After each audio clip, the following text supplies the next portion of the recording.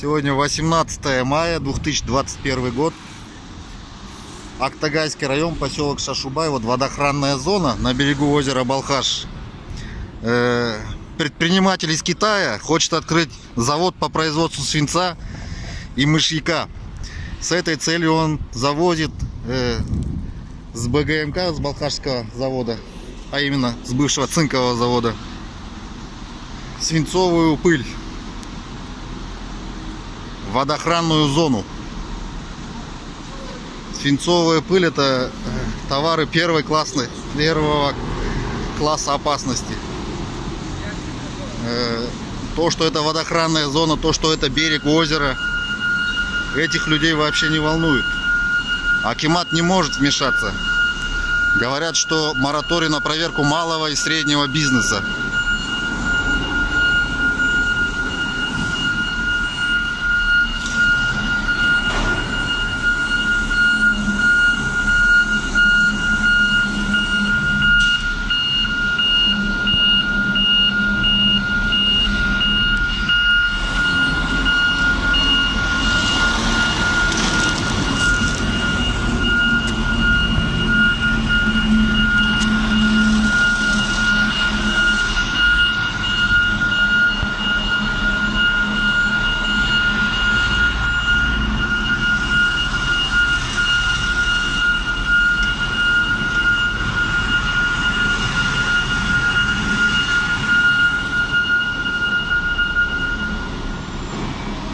И это все происходит в водоохранной зоне. Это будет экологическая катастрофа. Люди, вы слышите вот это вот?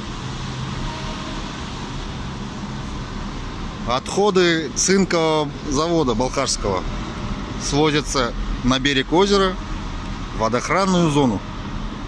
Что будет с населением этого поселка? Что будет с населением города Балхаш, если здесь будет работать завод по производству свинца и мышьяка? Что будет с озером? Вот озеро наше. Это территория бывшего Казолта, расположена прямо на берегу озера Балхаш. Вот их ограждение.